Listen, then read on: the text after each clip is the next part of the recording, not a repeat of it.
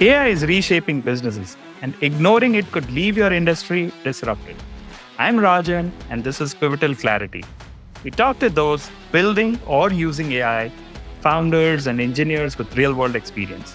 Our aim is to cut through the hype and see where AI is truly making an impact. If you're a business or following tech trends, these conversations offer clearer insight than most of the press. Let's get into today's episode. Welcome to the Pivotal Clarity AI podcast. Today, we are thrilled to have Peter Voss with us, a pioneering force in the field of AGI. Peter has built many companies. He's a scientist, he's an engineer, and he's also a founder and a CEO of AIGO.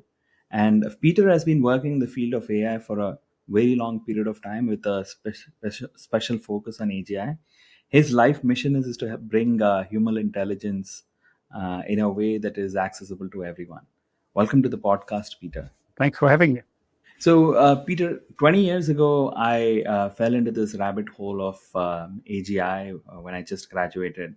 Back then, it was called as strong intelligence. And then when I was doing this, I stumbled upon Roger Penrose, and we had this framing of that there is strong AI, weak AI. Today, it is called as AGI and narrow AI. And where I came and stopped was just to say that, look, there isn't math that is ready for AGI, or there isn't conceptual structures that are ready for AGI. And ever since that, a lot of things have happened. Now, thanks to the Kitty Hawk moment of 2022 November, now we're again, most of the world is excited about the possibility of AGI and what it can do. Can you talk about what has changed? And you've worked in the field of AGI for a very long period of time. So what has changed in the history of AGI, if you were to call that, and why is it exciting? Yes, certainly. Well, let me go back to the beginning of AI.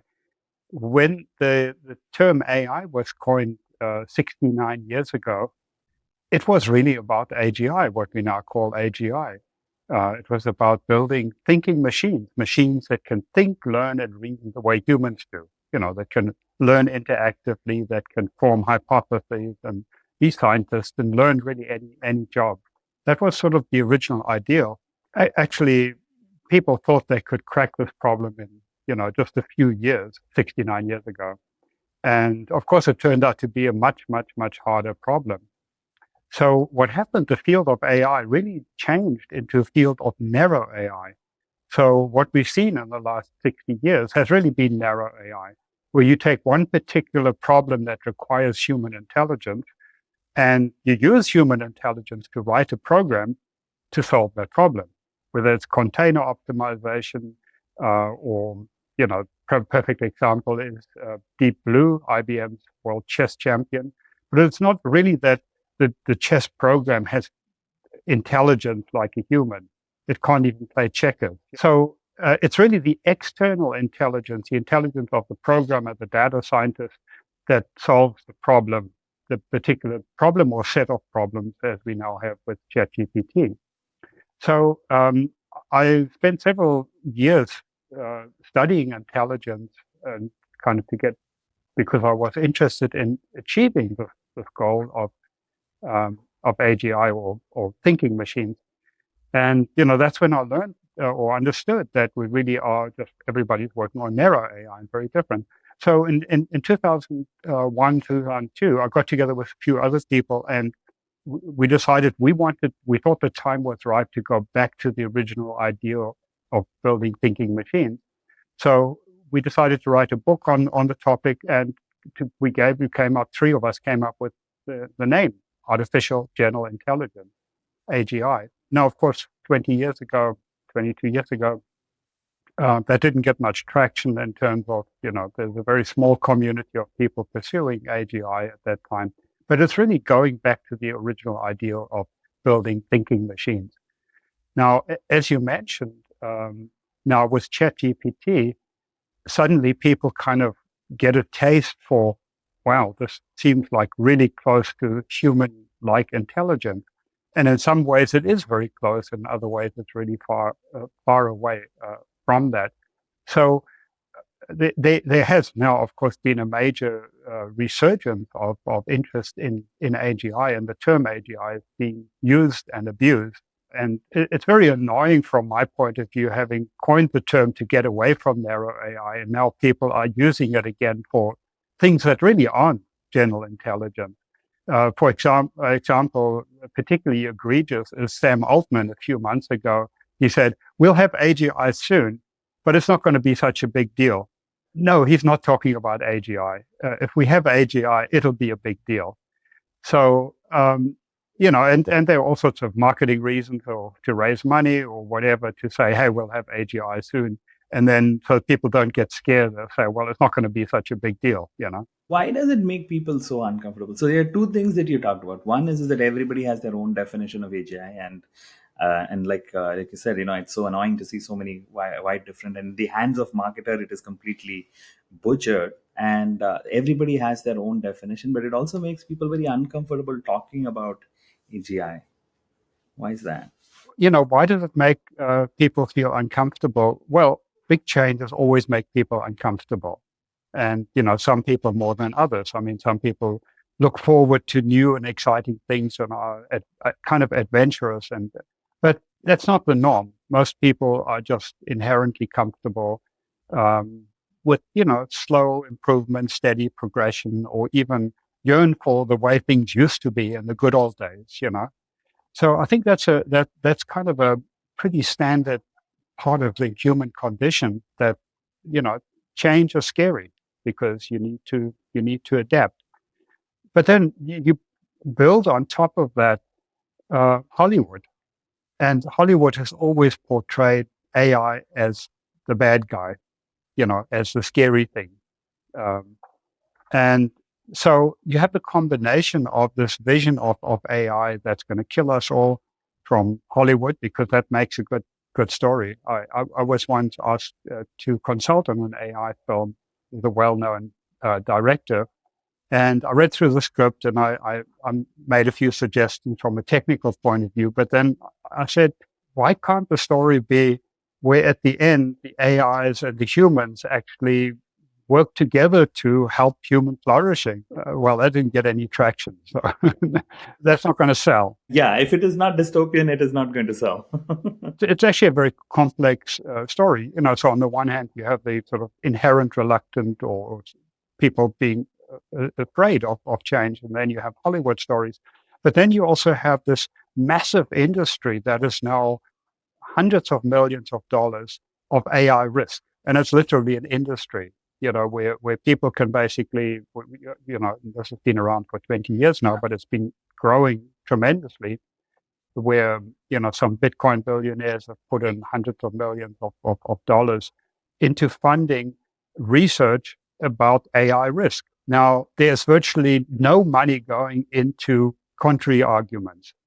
So here you have a whole industry of people who make a living by saying, AI is going to kill us unless you give us money to solve the problem, either by legislation or by coming up with provable, safe AI and so on. So you have this whole scare industry, and, then you have some very prominent people who, I think, based on very faulty arguments, very faulty assumptions, have come to the conclusion that AGI will be dangerous. And I've studied this quite extensively and written about it, talked about it.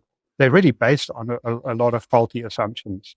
So I believe the rational approach or the rational analysis of AI, of AGI, proper AGI, is that it's much, much more likely to be beneficial to humanity than to be a risk. So certainly an existential risk. Peter, how do you think about the future from an AGI perspective? Without sounding like a textbook, I'd like to have you describe, what would be the definition for AGI, and how does it look 5 years from now? The best way to describe AGI is really to think of, say, a college graduate level of human intelligence, where, a college graduate can, a smart college graduate can potentially become anything if they have the right motivation. They can become a programmer, they can become a lawyer, an accountant, or a customer service representative or whatever. And the big thing is that it's the inherent intelligence that allows you to learn new things in real time and to adapt to changing circumstances, to be able to generalize things, you get a few examples and you now can generalize. This is a key part of human intelligence. So it's the ability to really learn new things in real time and to be able to generalize and to be able to think and reason about them. And that's really what AGI is. And any system that cannot learn and adapt in real time is not AGI. And there are profound implications there, because it means, unlike what you have to do now with large language models, where there's a lot of engineering that goes into to fine-tune the model, to design a RAG, or to see how you're going to use the input buffer and how to train the system, where you're going to get the data, how you tweak the parameters, prompt engineering. There's a lot of external human intelligence that goes in to actually get the things to do a particular job. And then if the job changes, the human has to go back and retrain, retweak the system and adjust it. And that's not AGI. AGI needs to be able to learn and adapt to changing circumstances in real time, autonomously by itself. Now, of course, the other thing is, it's absolutely ludicrous that people are talking about building new power stations, for data centers. The CEO of one of the companies was talking about, we will probably soon have models that cost $100 billion to train. They're talking about 100x improvement every 2 years or something, and then extrapolating of how big these models will be and how expensive. Well, even if they're not, it's completely ludicrous when you consider that our brain uses 20 watts, not 20 gigawatts, and is able to learn. And children learn language, reasoning, with maybe a few million words, not tens of trillions of words or tokens. It's clearly the wrong path. It's like trying to build bigger ladders to get to the moon instead of building rockets, So there needs to be a fundamentally different approach to get to AGI. And of course, that's what we are doing. It's called cognitive AI.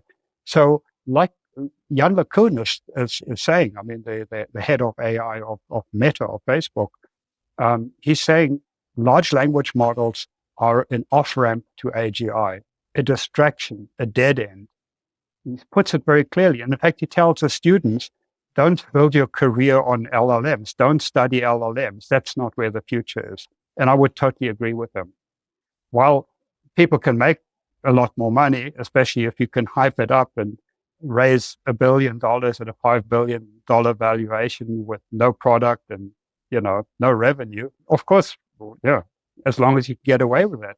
But it's clearly, there's a dead end. It's not the way to get to AGI. So, Peter, with that background of a definition of AGI in terms of it needs to be real time, it needs to learn, and it's not about like a language model, or I've heard you also say that it is not about that statistical representation. With that as the background, founders that are seeing that this change is happening in the world, this technology is changing, this inflection point, if you were to call that, how should founders think about using this right definition of AGI when they're building a business? How do you think about it? So there's definitely money to be made with large language models. And in fact, there's a lot of money to be made because they do require all of this external intelligence. So on the one hand, you have consulting firms and NVIDIA and, all the large companies hyping large language models. On the other hand, you have enterprise listening to this and say, we've got to use large language models in our company. We've got to keep up to date. So they start these projects basically to say, we've got to use large language models to solve problems in our business, to be more efficient, to replace human or to augment human, usually to augment human efficiency. And then they spend a lot of money to try and get these large language models to actually do something useful. And in some cases they do, and in many cases they don't, because they do fine tuning, as I say, external databases, RAG, and prompt engineering and whatnot. And so there's a lot of money to be made because large companies or companies generally want to use this stuff, and it requires a lot of effort.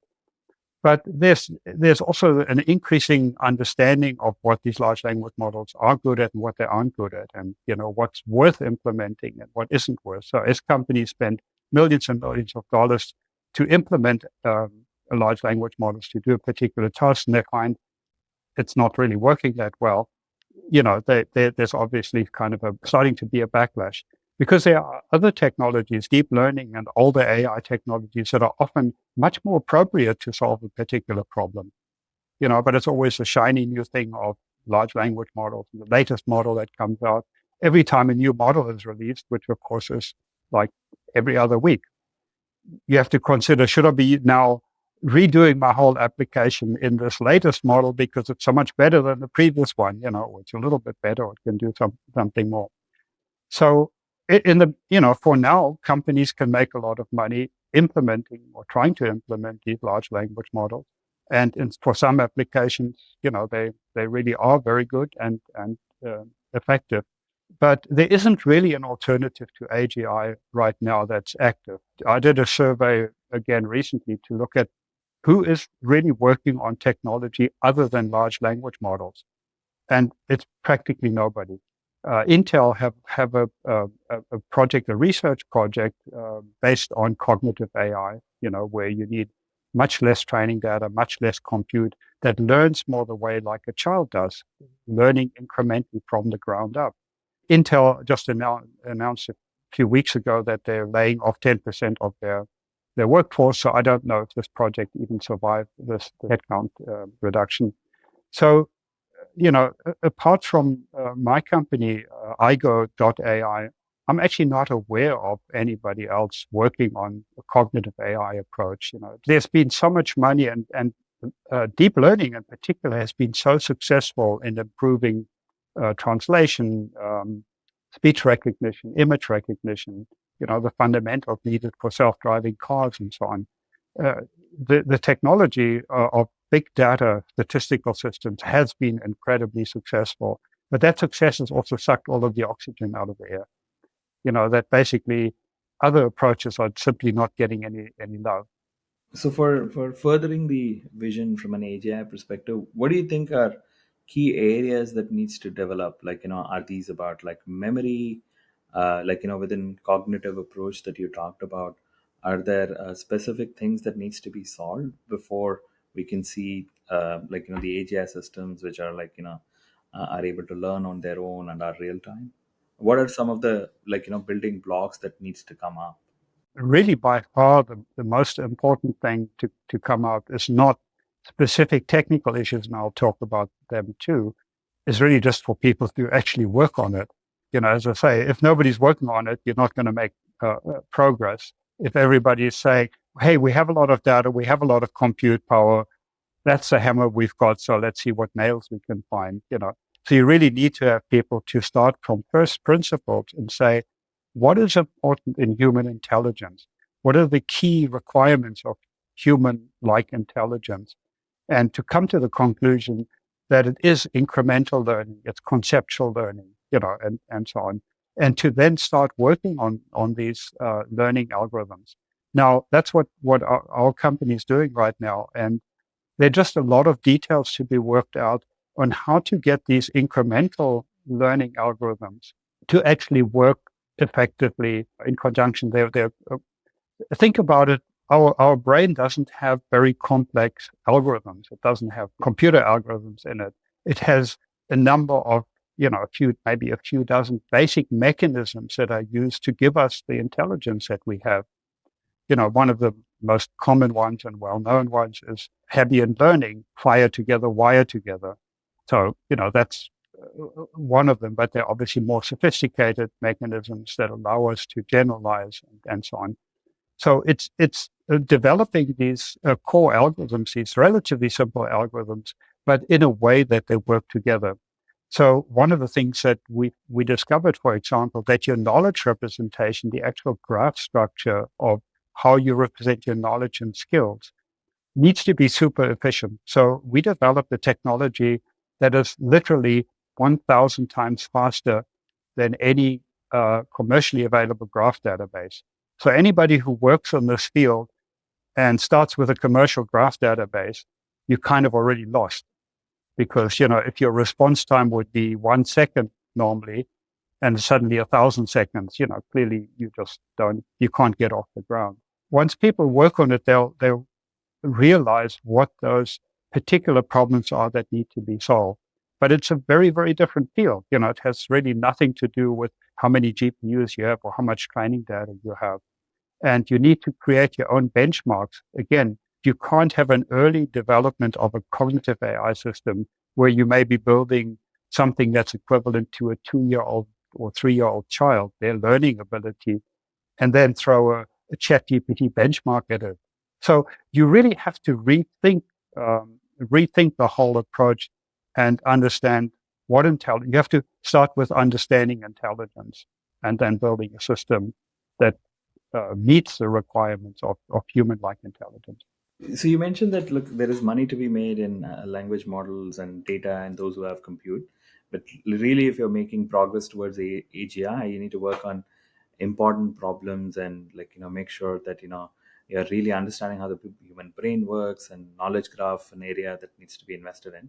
I've also heard about neurosymbolic architecture, and I know you've also done work around that area. Maybe if you could start with, what does neurosymbolic architecture means, and what are some of the problems both on the technical side as well as on the business side that somebody could pick and work on? Perhaps start with what does it mean, neurosymbolic, for someone who doesn't know? As people are starting to realize what the inherent limitations of large language models are, one of them is that they're really not, they hallucinate and they really don't know what they're saying. They don't know what they don't know. They're trained with, tens of trillions of pieces of information, good, bad, and ugly, and they don't know what's good and bad and ugly. So human intelligence has what Daniel Kahneman called System 1 and System 2 thinking. System 1 thinking is sort of our automatic responses. And that's, in a way, very similar to large language models. They predict the next word. It's sort of what comes automatically without you thinking about it, Now, they do this in a super, super sophisticated way because of the massive amount of data they're trained with. But there isn't the System 2 thinking, which is metacognition, which is the ability to think about your own thinking. We have limited access, but we have access to our own thought processes and we can direct them. And that's an absolutely crucial part of human intelligence, is the System 2 thinking or metacognition. So large language models don't have that and really can't have that because it's a black box. So it can't really direct its own thought processes by some higher level process. Now, people are trying to do that by having one large language model try and monitor another one, but it goes through the prompting loop, and they're really two separate systems. Whereas in our brain, System 1 and System 2 aren't completely separated. In fact, they're highly integrated and they interact. That System 1 has some uncertainty, then System 2 kicks in immediately and can kind of redirect it. And this is really what the idea is of neurosymbolic. Is we used to have symbolic AI, 70s, 80s, 90s, was dominated by expert systems, symbolic, formal logic, and so on, which, we're good at formal reasoning. Now, the problem is they were very brittle because they didn't think reason conceptually, is probably the best way to put it. So formal logic has quite severe limitations. But people are now looking at how can we combine the power of formal logic or reasoning systems with large language models. And that's essentially called a neurosymbolic approach. And there's a big annual conference on neurosymbolics and so on, where people try to do that. Now, there's a problem with taking this brittle symbolic reasoning system and trying to glue it together with a large language model. There just really isn't an interface between the two systems. And you end up with the disadvantages of both systems. you end up with the brittleness of, the one system and still the hallucinations and the cost and the inability to learn in real time from both systems. So I think the idea of saying you want the sort of system one, more automatic thinking that doesn't require as much computation and that's, quick thinking, and you want a higher level thinking. So to combine these two modes of thinking, I think is the right approach. Now, our architecture we call INSERT, which is integrated neurosymbolic architecture. And how our system works is that the two systems are actually fully integrated. They're really one system that operates in two modes. So it has the same data structure, the same knowledge representation of knowledge and skills, which is this high performance knowledge graph, but it can operate in basically system one mode, neuro mode, or it can operate in the symbolic mode. In fact, it does both of those together in a similar way to the way our mind works, our brain works. So the neuro mode is the system one mode, and the symbolic mode is the system two mode. Is that correct? Yeah, system one is neuro mode. That's fast thinking, automatic, subconscious kind of. A good example is when people who are competent drivers, experienced drivers. If you're driving a road, it's kind of automatic. You really don't have to pay attention. That's system one. But then something unusual happens. There's a new construction, something has changed in the road, or there's an accident, or something unusual.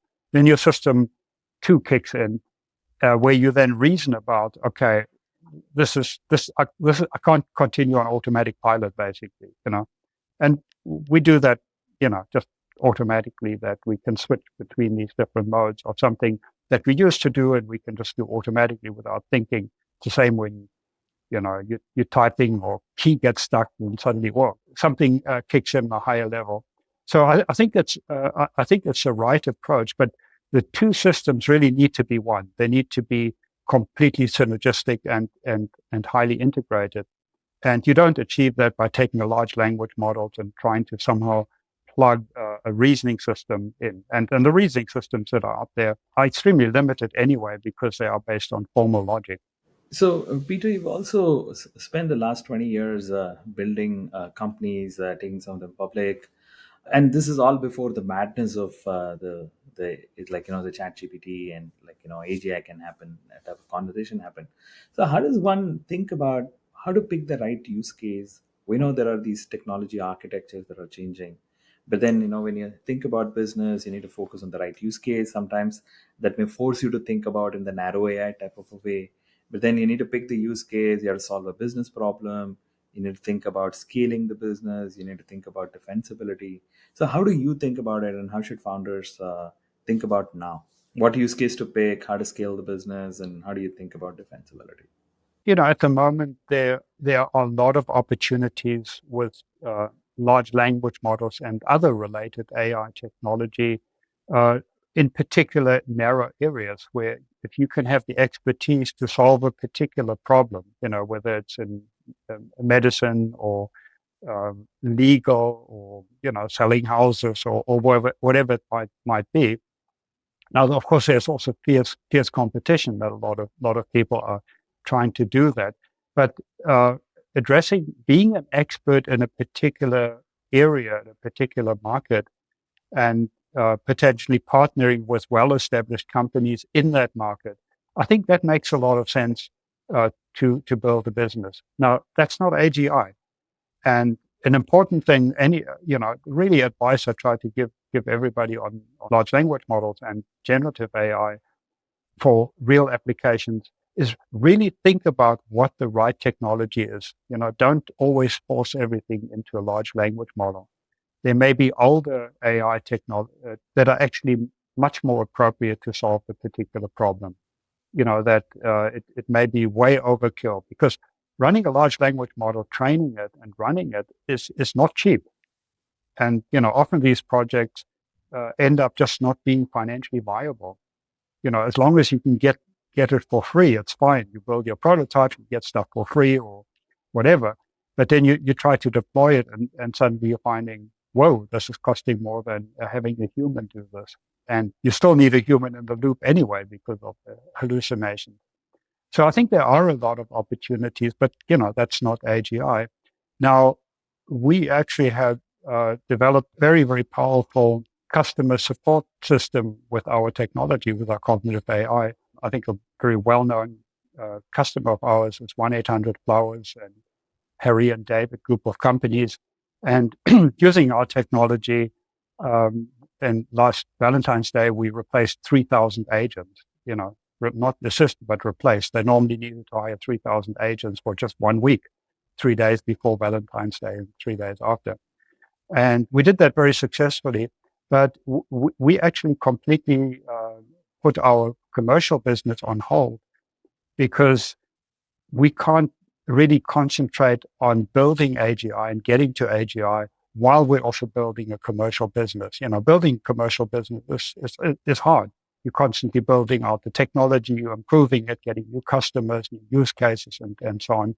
So we actually decided to shut down our commercial business and focus 100% on AGI. Because commercial business, if you're successful, you end up with, if you're doing well, $1 billion company, and then you sell it off to somebody or whatever, So if you're doing well, maybe hundreds of millions in a SaaS company, or maybe $1 billion or $2 billion.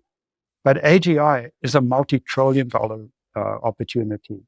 And the benefits for humanity for AGI are so tremendous in my mind that why would I want to spend even an hour of my life pursuing a commercial opportunity when I can actually be spending my time pursuing AGI?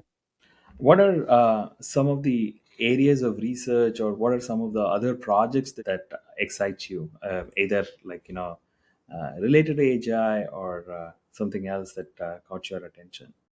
AGI is so overwhelmingly powerful that other areas that I'm interested in, like nanotechnology and anti-aging research and, just generally research, better materials, better batteries and all of that, all of those will be massively accelerated with AGI. So AGI becomes an enabler for all of these other technologies and other problems we want to solve.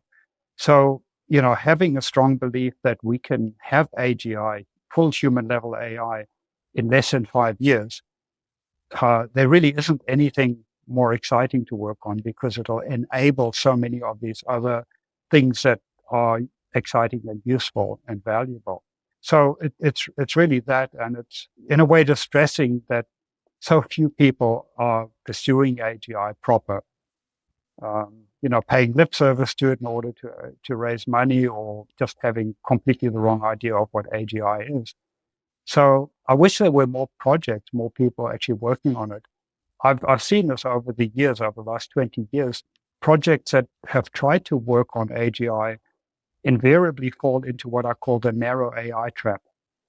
And what the narrow AI trap is basically, as soon as you try to productize an early AGI, or you try to beat benchmark, or you try to even build an impressive demo for your investors, or you try to get a paper published, in all of these cases, as soon as you have that kind of benchmarking, either commercial or otherwise, your project basically turns into a narrow AI project, because you can always improve the performance of your product or your benchmark, or make a more impressive paper by adding external human intelligence to your system, by basically hard coding stuff. Because if you build an early AGI, that's capable of learning like a 2-year-old, a 3-year-old, a 4-year-old, it's just not that impressive. It's only impressive in the context of really believing in that approach. So it's really, really hard to, you need to have that vision and stay on focus, and you need to have the funding to pursue and to go from 2-year-old to 3-year-old to 4-year-old to 5-year-old, until you get to a college level where you now have something that is commercially viable and clearly impressive. Peter, any final thoughts that you'd like to share on anybody that is working on improving AI, or building a business around AI, or like working on a project around improving AI? Any thoughts or advice that you'd like to share? Well, I'd very much like to hear from other people who are interested in really achieving AGI and, to brainstorm how it can be introduced to the world, how we can make it happen, what the risks and benefits are of real AGI, to really address that problem. And it's surprising how few people are really interested in talking about it. It's often just, wow, I've got to run a business, I've got to, just get more customers or whatever. So I'd really like to hear from people who are genuinely interested in talking about how to get to AGI and the implications of real AGI. Peter, thank you so much for joining the Pivotal Clarity podcast. Good luck with AI Go, and we hope to see AGI really soon. That's it for this episode of Pivotal Clarity. This is an Opeka podcast. Opeka is an accelerator for global Indian founders building AI software companies. We're exploring the fast-changing world of AI together with our listeners. If you like this podcast, you can find more on our website and other popular podcast apps. Subscribe if you want to keep up.